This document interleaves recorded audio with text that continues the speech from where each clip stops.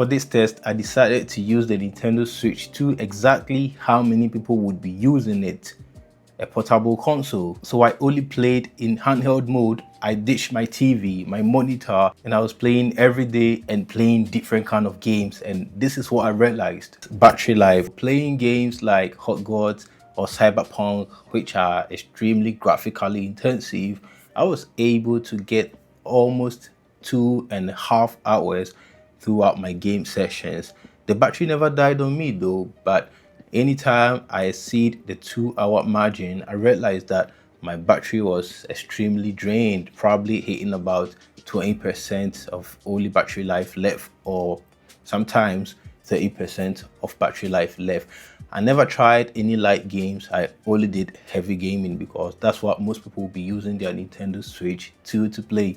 Light games like Hades might probably go a longer way when it comes to battery than heavier games like Cyberpunk, Hogwarts, Chronos, and Donkey Kong Bonanza, which are graphically intensive games.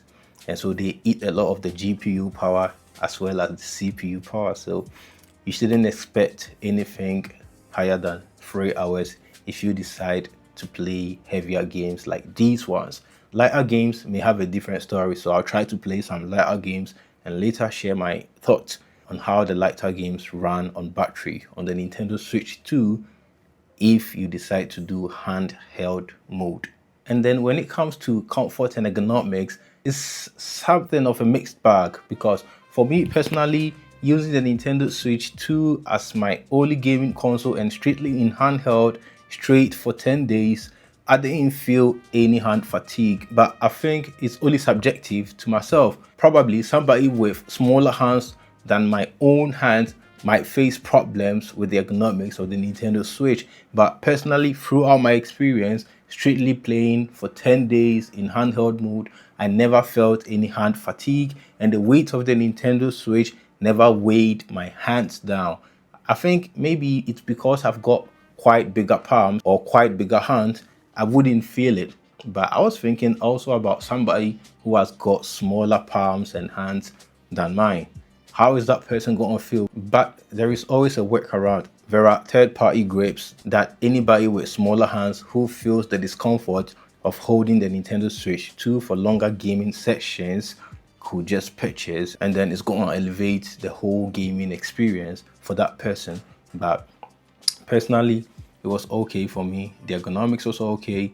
I wasn't feeling any hand fatigue, and the weight of the Nintendo Switch 2 wasn't weighing my hands down. I'm somebody who has played different handheld gaming consoles.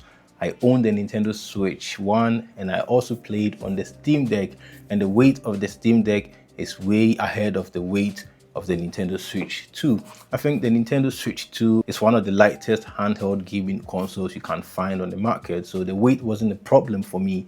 And the next one I want to talk about is the grip discomfort.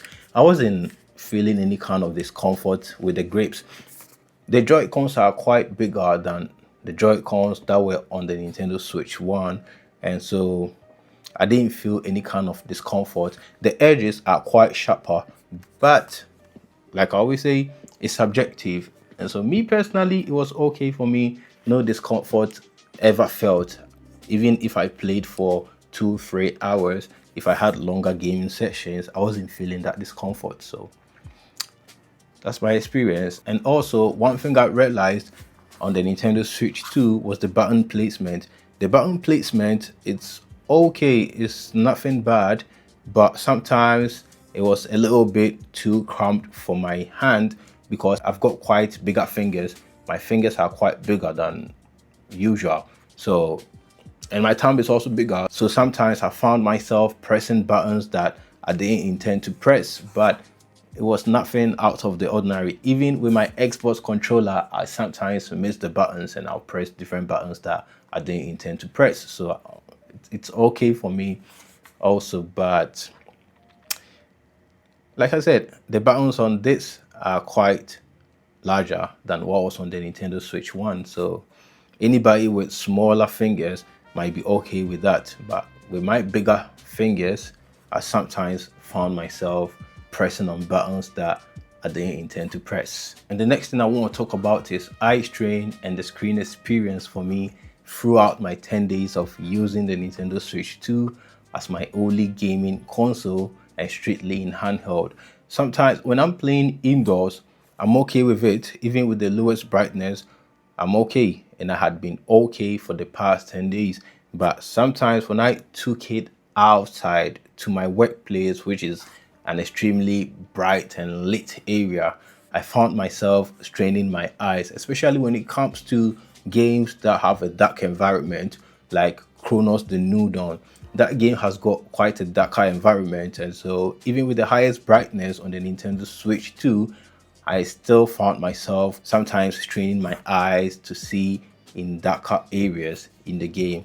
So for the brightness, if you are playing your Nintendo Switch in a room that is not extremely lit, you are going to be okay with the brightness. But if you plan to take it outside, outdoor, in an extremely lit or bright environment, then you might find yourself straining your eyes sometimes. If you are playing games that haven't got darker environments like Donkey Kong Bonanza, Mario Kart World, then you are going to be fine, because those environments in those games are extremely lit for you to even see and play through the games in a lighter environment you find yourself in. But games that have got darker environments like Resident Evil Requiem or Chronos the New Dawn, then you are going to find yourself straining your eyes to see what's on the screen, except you play indoors in an environment that is not that lit or extremely bright. With that, you are going to be okay. And that was my experience. By playing in games like Mario Kart, Donkey Kong Bonanza, it didn't matter the environment I found myself in, it was still okay for me. And with such a bigger display, with 1080p resolution, when it comes to clarity, I think it's clear enough for you to see clearly what's on screen. Because 1080p on such a screen, which is almost 8 inches, should be clear enough for everyone to see what's on the screen. It's not something like 720 or 640 or anything lesser than that. And when you look on the screen, it's not pixelated. The screen is quite sharp and the colors are clear enough. And taking into account that the Nintendo Switch 2 supports HDR, it makes everything clear on the screen when it comes to clarity. And the last thing I want to talk about is when it comes to portability, I think this is where the Nintendo Switch 2 extremely shines. It's the ultimate portable gaming console, and since it's not that heavy like some of the competition, we can talk about the Steam Deck, the Asus ROG Ally X, and something like the Lenovo Legion Go 2. Those devices are extremely bigger, bulkier, and heavier than the Nintendo Switch 2. Portability is the greatest strength of the Nintendo Switch 2. Carrying it in my bag every day and taking it to work felt like no job, because it didn't add any weight to my bag. Sometimes I even forgot that it was in my bag. But when I was taking my Steam Deck to work, sometimes I felt the bulkiness. And so anytime carrying my backpack, I always knew that my Steam Deck was in the backpack. But with the Nintendo Switch 2, I even sometimes forget that it's in my backpack. And that's how light the Nintendo Switch 2 is.